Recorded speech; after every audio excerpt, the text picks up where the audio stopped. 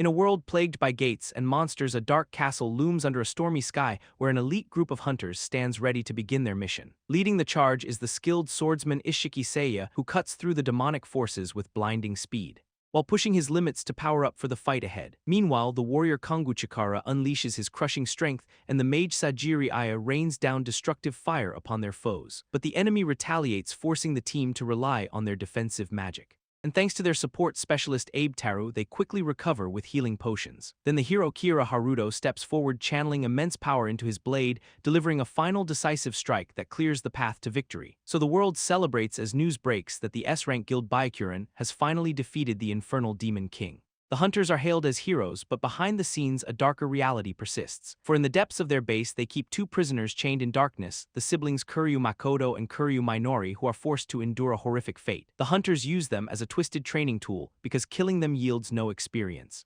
But because they are undying, they can be killed over and over again. This allows the hunters to level up infinitely, treating the siblings' suffering as a mere show. They force the siblings to endure agonizing torture, feeding them potions just to keep them alive for more pain. Yet the hunters have discovered a new, even more depraved method to exploit them. Sajiri uses her dark magic to manipulate their minds, forcing the brother to watch as his sister is violated, all for their sick amusement. They use holy magic to inflict wounds that refuse to heal, maximizing the agony. Finally, the siblings reach a breaking point, deciding to end their cycle of torment.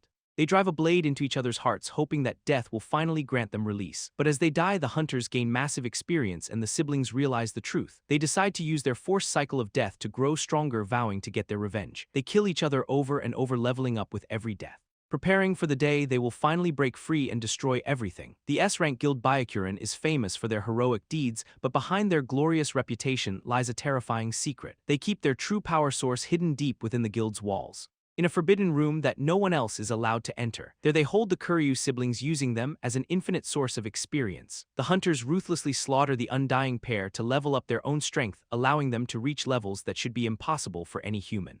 They treat the siblings as nothing more than disposable tools for their own gain, subjecting them to endless agonizing torture to maximize their harvest. But the siblings finally decide to turn this cycle of pain into their own weapon, using their forced deaths to rapidly grow stronger and evolve, training through their own suffering to master their newfound power. The hunters soon realize that their prey has become something far more dangerous as the siblings break free from their chains to face their tormentors, vowing that the time for their bloody revenge has finally arrived. Deep in the guild's secret dungeon, the hunters force the Kuryu siblings to face a terrifying chimera, but the brother Makoto steps in front of his sister, determined to protect her from the beast. The hunters mock them, calling the siblings nothing more than disposable food for their own leveling. Makoto's eyes burn with a new lethal intensity as he vows to kill his tormentors.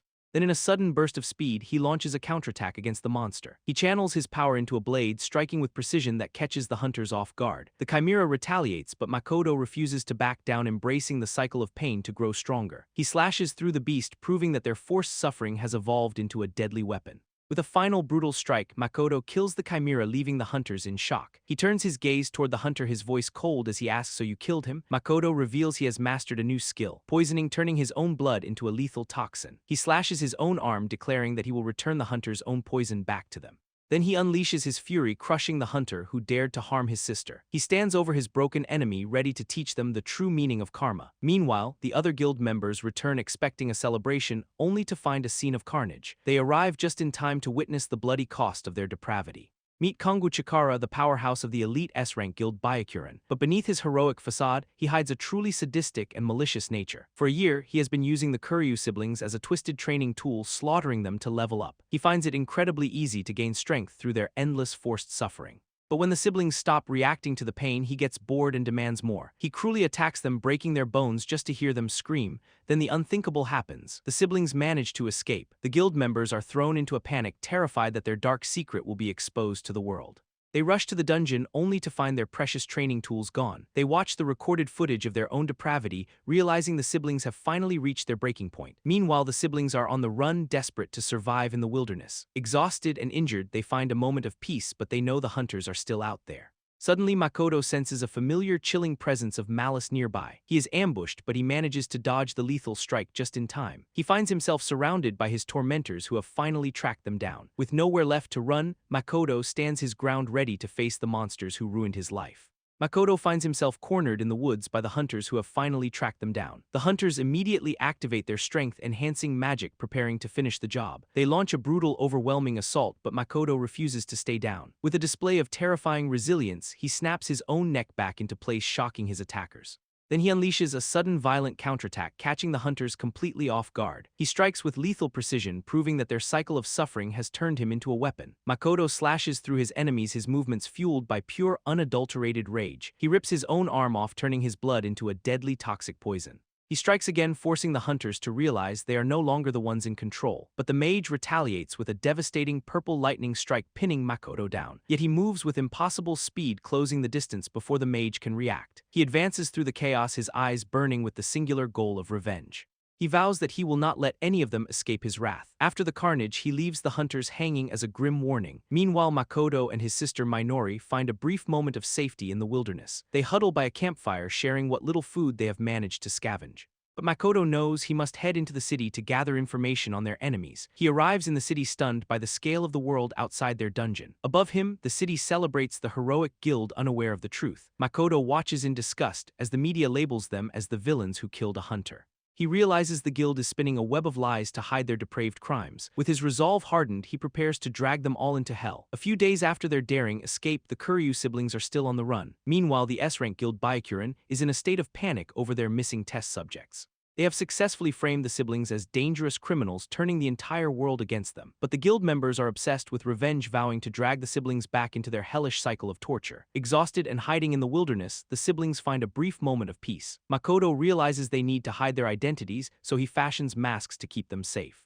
Then they decide to head toward a dangerous forbidden dungeon to use as their new base. They arrive at a treacherous poison swamp, a place where no ordinary person would dare to tread. But the environment is deadly, and they quickly realize that even the plants are rigged with lethal traps. Suddenly, they are ambushed by a massive multi-eyed beast lurking in the shadows.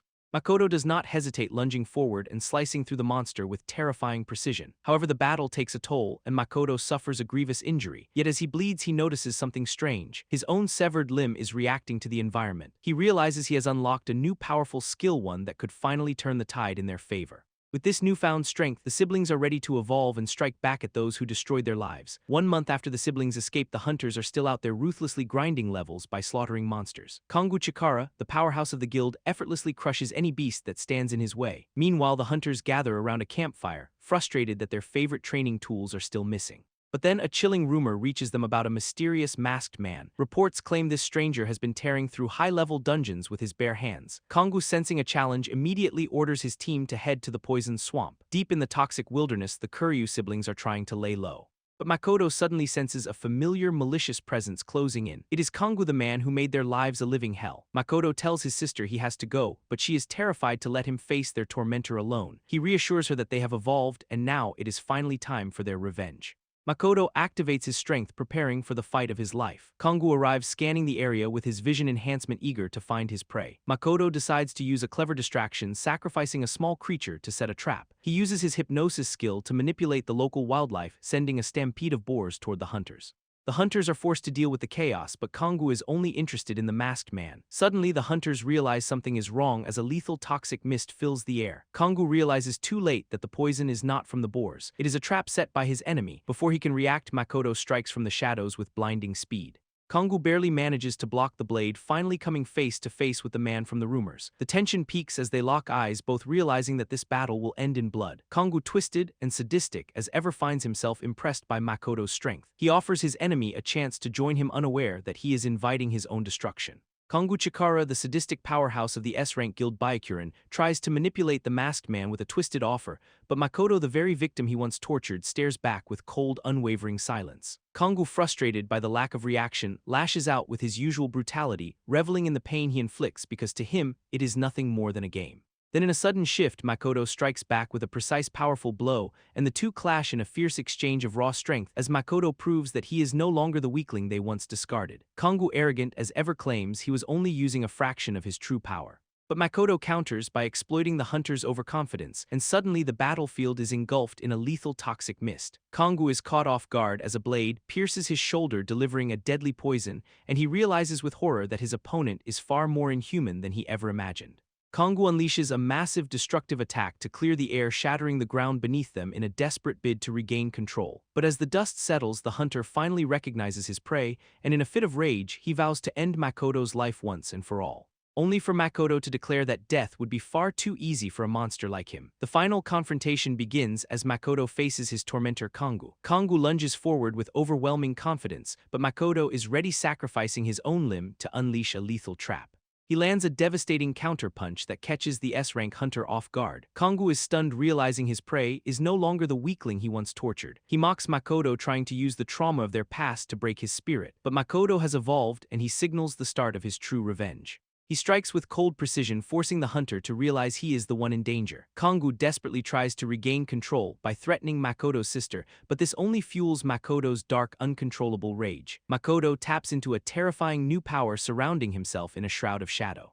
The two clash in a brutal exchange of raw, lethal force. Kongu is horrified as he realizes his own strength is being eclipsed. Makoto wears a chilling grin, knowing the tables have finally turned. He commands the shadows to move, pinning the hunter down. He channels all of his past hatred into a single crushing blow. Kongu's defenses are shattered, and he is left broken and helpless. Now the hunter finally understands the true meaning of the fear he once inflicted, and Makoto vows to engrave that terror into his soul forever. 1 week after the brutal battle with Kongoriki, the guild is still reeling from the aftermath. Panic erupts in the halls of Byakuren when a mysterious, gruesome package arrives. Inside they find the severed arm of their own powerhouse Kongu Chikara. The guild leaders realize with horror that their former test subjects are now hunting them back. They finally understand that the siblings have evolved into something far more dangerous than they ever anticipated. The guild leaders vow to crush the siblings, but the tables have already turned. Meanwhile, Makoto is back in the city gathering supplies and intel while staying under the radar. But his mission is interrupted when he spots a group of hunters chasing a young woman through the streets. Makoto decides to intervene, unable to let the bullies continue their reign of terror. With a single devastating strike, he takes them down before they even know what hit them. But when he reveals himself to the girl, he is shocked to find someone he never expected to see. He rushes back to their hideout, bringing the stranger to meet his sister.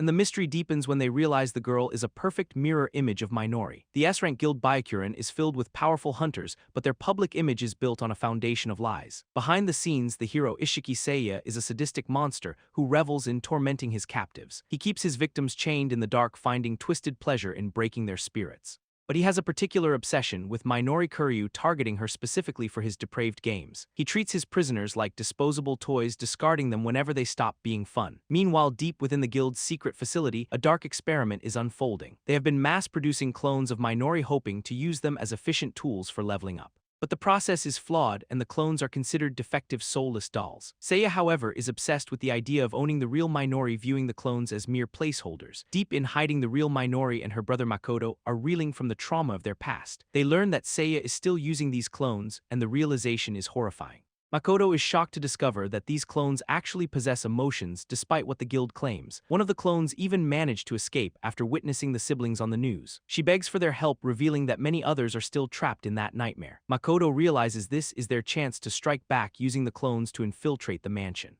But Minori is devastated, seeing the clones as sisters and refusing to sacrifice them for revenge. Makoto finally relents, vowing to save every single one of them instead. Then they launch a daring rescue mission, infiltrating the heart of the enemy's territory. Seiya is stunned to find his own test subjects turning against him, their newfound awareness catching him off guard. The hunt is on, and the guild is about to pay the ultimate price for their cruelty. The siblings are on the run, desperately trying to escape the hunters closing in on their position. But the hunters are relentless, and they have finally tracked the siblings down. Makoto and his sister watch from the shadows, realizing they are being hunted by the very people they escaped. They arrive at the massive, imposing mansion belonging to the sadistic hero Ishiki Seiya. Makoto uses his unique body manipulation skill to create a listening device, allowing them to eavesdrop on the enemy. Inside, Seiya is furious, berating his subordinates for letting one of his precious test subjects escape. Meanwhile, the clones are forced to perform gruesome tasks, cleaning up the aftermath of Seiya's cruelty. The sight is horrific, as the floor is littered with the bodies of those who were discarded. Minori is devastated, unable to comprehend the sheer scale of the suffering occurring within these walls. The clones themselves seem devoid of hope, conditioned to believe they are nothing more than disposable tools. Minori tries to reach out to them, pleading for them to see that their existence is worth more than this.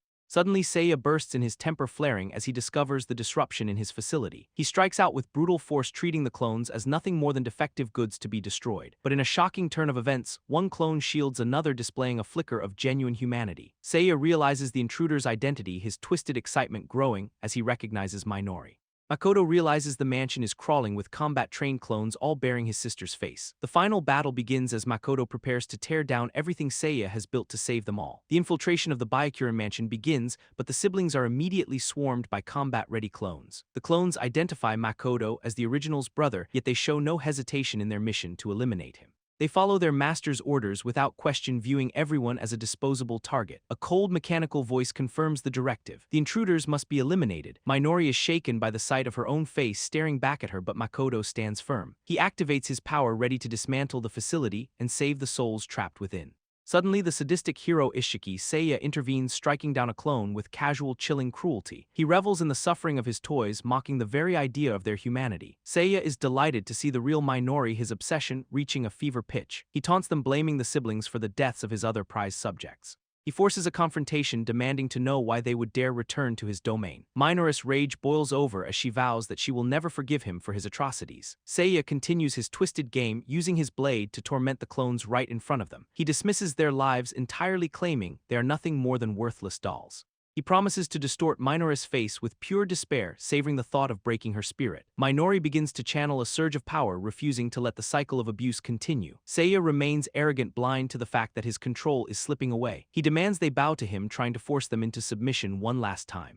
He cruelly mocks their suffering, using the clones as pawns to inflict emotional pain. He treats them like broken playthings, wondering how else he can toy with them. The humiliation reaches a breaking point as he forces a sickening act of obedience. He laughs maniacally, completely lost in his own depravity. But the tide is about to turn as the blood spilled becomes the catalyst for their final stand. Seiya thinks he has them trapped, but he has severely underestimated their resolve. He pushes them to struggle, wanting to see them break, but he is only fueling their fire. Then in a blur of motion, Makoto finally strikes, closing the distance with lethal intent. A devastating blow lands, and for the first time the monster realizes he is the one in danger. The battle reaches a breaking point as the hunter is caught off guard by the siblings' sudden return. Makoto finally reunites with Minori, his arrival, marking the beginning of their true counter-offensive. The hunter demands to know the fate of his precious test subjects, desperate to maintain control. He continues his depraved threats, unaware that his reign of terror is rapidly coming to an end. But Makoto is done playing games, and he vows to crush the monster 1,000,000 times over. With a burst of speed, Makoto closes the distance, delivering a strike that shatters the hunter's confidence. He unleashes a lethal lightning-fast technique, leaving the hunter reeling from the sudden onslaught.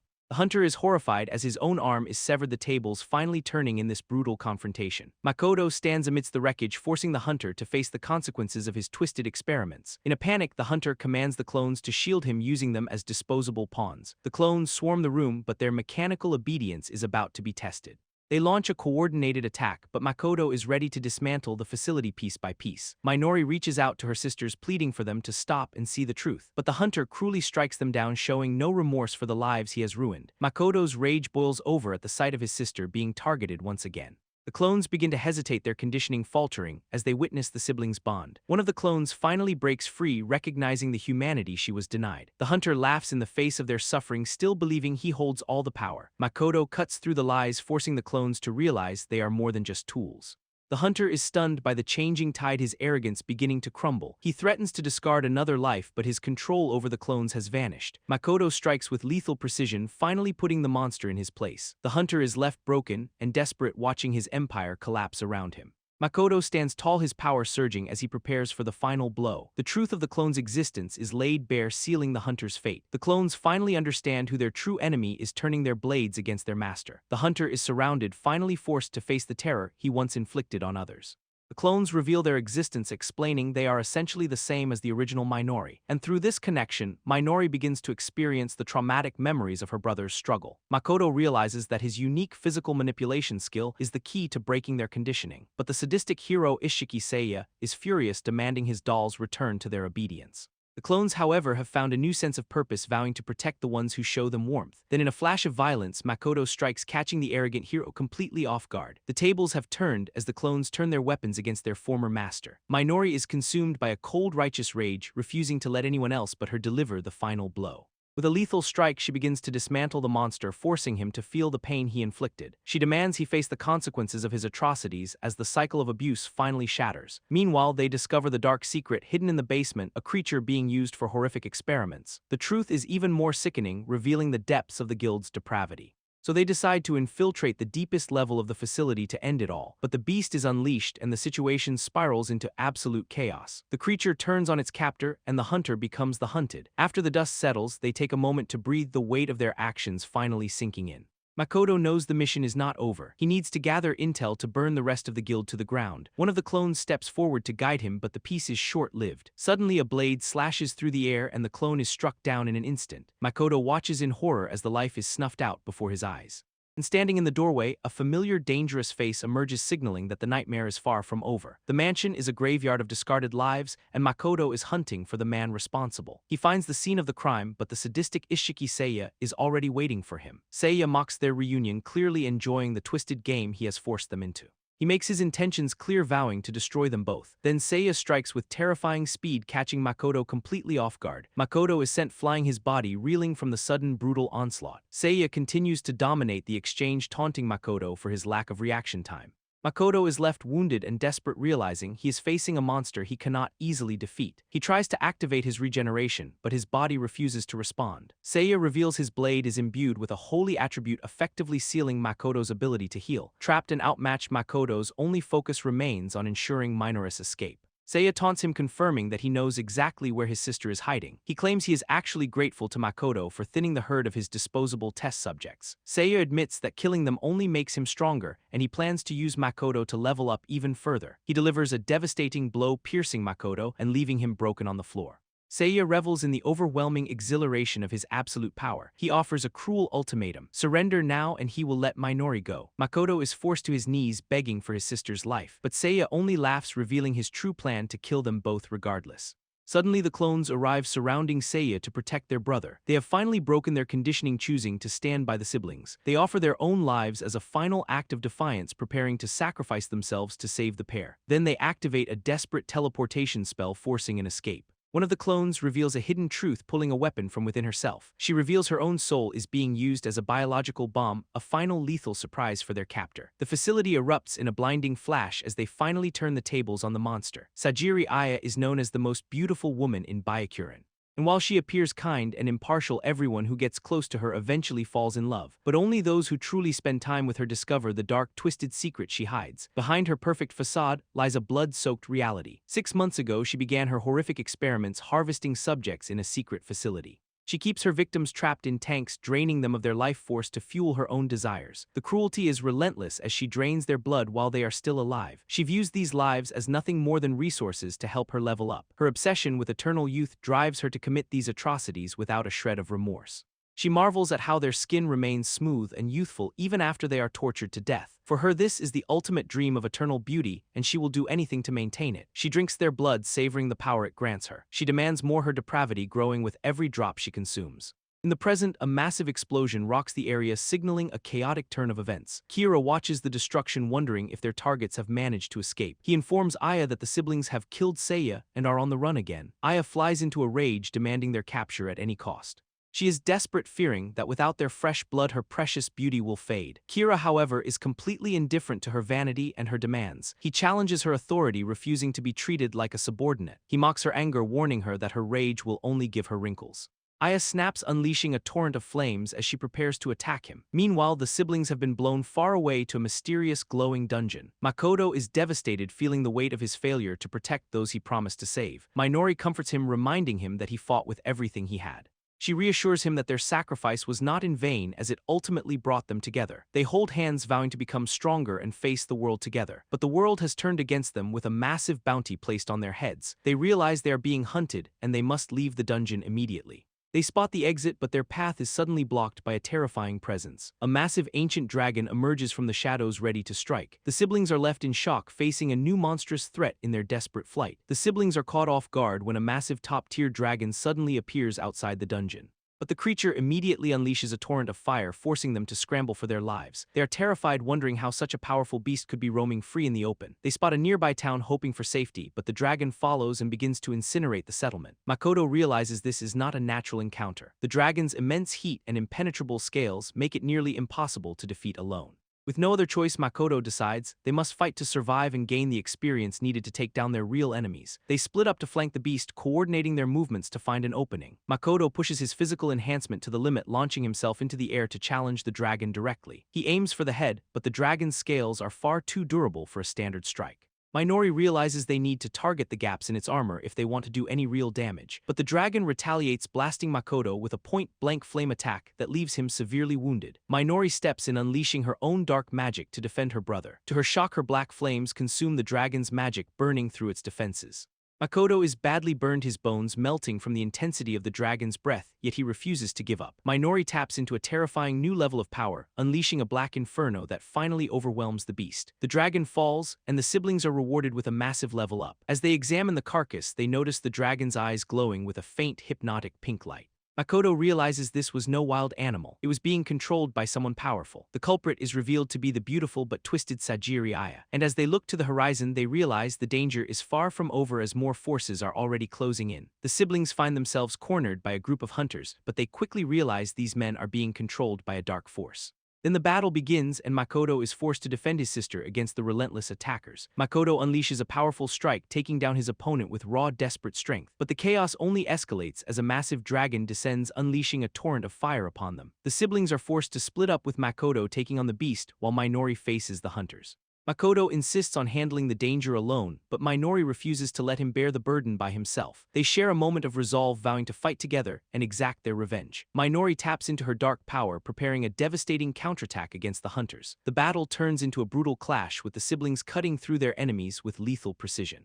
Meanwhile, the dragon prepares another lethal blast, forcing Makoto to push his body to the absolute limit. Makoto uses his body manipulation to survive a fatal blow, turning his own injury into a tactical advantage. He infuses his strike with deadly poison, finally finding a way to pierce the dragon's impenetrable scales. With the beast defeated, they gain a massive surge of experience, but there is no time to celebrate. Suddenly, Minori is struck down, leaving Makoto in a state of pure, unadulterated shock. Consumed by rage, Minori unleashes a forbidden black flame, incinerating everything in her path. Then the true mastermind reveals herself, stepping out of the shadows to claim her prize. She mocks them, explaining how she has been manipulating her victims from afar. She launches a devastating lightning attack, catching the siblings completely off guard. In a final twisted move, she uses her hypnosis to seize control of Makoto's mind. Minori watches in horror as her brother is turned against her, the nightmare reaching its breaking point. The nightmare continues as Makoto and the twisted Sajiri Aya face off in a desolate wasteland.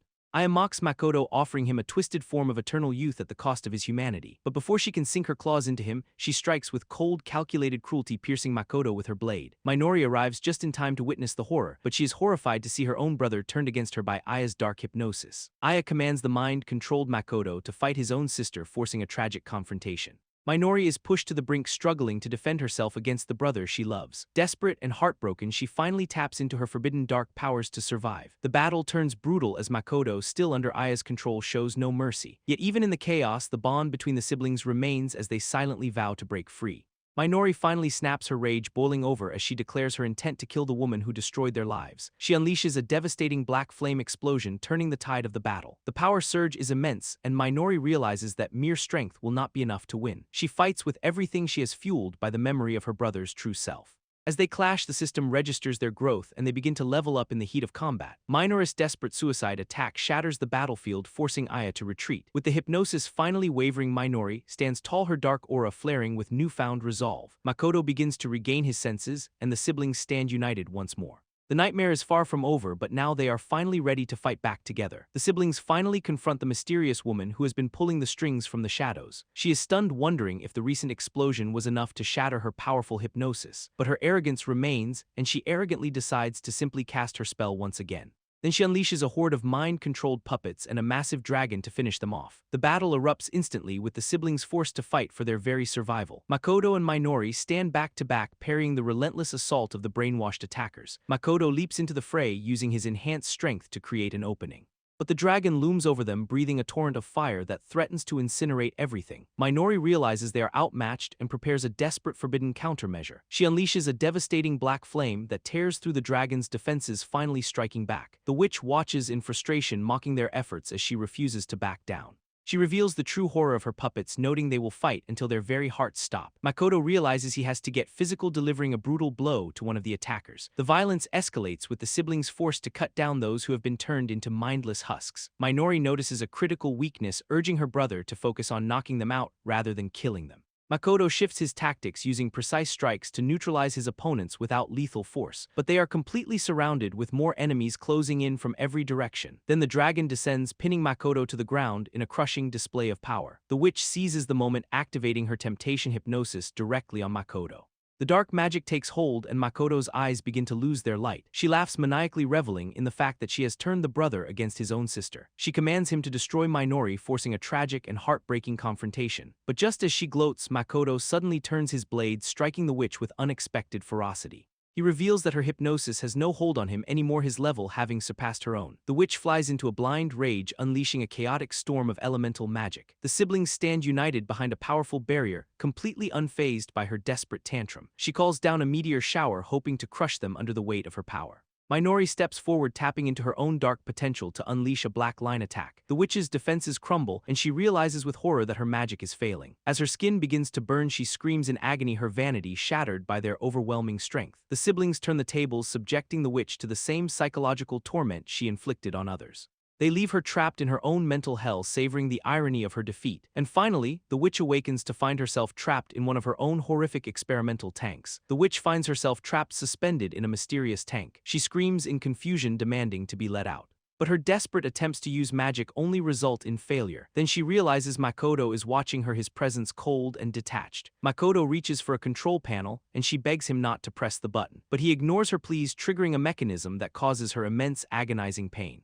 A counter begins to tick, revealing the horrifying number of times she had tortured the siblings. She tries to endure the suffering, hoping to return to the real world, but the cycle of torment continues, leaving her completely broken. Meanwhile, the siblings discover her true withered form on the beach. They realize she had been using magic to fake her youth for over a century. Makoto explains that she was obsessed with their blood to preserve her own life. They decide to leave her to die of old age, ending the cycle of sorrow. But then, a new figure arrives, finding the witch on the verge of death.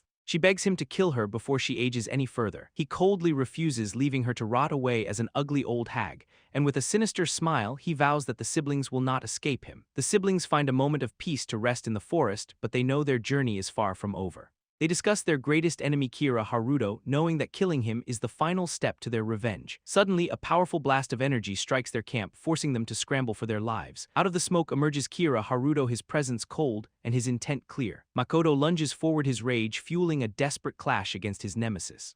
Kira mocks them, revealing his twisted plan to erase Minori from existence just to spite them. The battle intensifies as Makoto uses his enhanced speed to close the distance, desperate to protect his sister. Minori strikes back with a hidden blade, managing to land a blow that surprises their arrogant foe. But Kira is far from defeated, and he retaliates with a dark, cursed weapon that begins to turn the tide. Makoto is struck, his arm severed in a brutal display of Kira's overwhelming power. He desperately calls upon his regeneration abilities, but the wound refuses to heal properly. Kira reveals the true nature of his blade, a cursed weapon that prevents any wound from ever closing. With Makoto incapacitated, Kira turns his lethal focus toward Minori. In a final tragic moment, Minori throws herself in the path of the blade to save her brother, leaving them both at death's door. The battle reaches a tragic turning point as Minori is struck down in a brutal assault, leaving Makoto in a state of pure, unadulterated shock as he rushes to her side. They share a silent, desperate vow to survive this nightmare together. But the enemy mocks their bond, cruelly cutting them down with a single stroke. The mastermind gloats, revealing that their family connection was merely a tool for her manipulation. Suddenly, the scene shifts and we see the siblings living a seemingly normal, peaceful life, but that tranquility is shattered when a mysterious, powerful figure appears out of nowhere. He calls them out by name, his presence radiating a cold, dangerous intent. Without warning, he strikes with blinding speed, brutally cutting Makoto down before he can even react. Minori watches in horror as her brother is sliced apart. But then, in a terrifying display of power, his body begins to regenerate right before their eyes. The attacker is delighted, realizing the legends about their immortality are true, and he continues his relentless assault, killing Makoto over and over again. He grows frustrated, realizing that no matter how many times he kills him, the boy simply refuses to stay dead. The siblings are left reeling, finally understanding the true nature of the monster they are facing, but the attacker is just getting started, preparing to claim them as his own twisted prize. He declares that they will be his food, leaving them trapped in a cycle of endless torment until Makoto, pushed to his absolute limit, finally snaps. unleashing a surge of dark forbidden power that shocks their captor. The tide is about to turn, and the real battle for their survival is just beginning. The air crackles with dark energy as a monstrous form emerges, leaving the onlookers in absolute shock. They can hardly believe their eyes, questioning what kind of terrifying creature stands before them. The battlefield erupts as the entity launches a relentless assault, forcing a desperate defense. But the tide turns in a heartbeat, and the attacker looms over a fallen, bloodied figure. Then a forbidden technique is unleashed, weaving a golden clockwork seal that seems to defy reality itself. The fallen warrior is bathed in an ethereal light, miraculously defying the finality of death.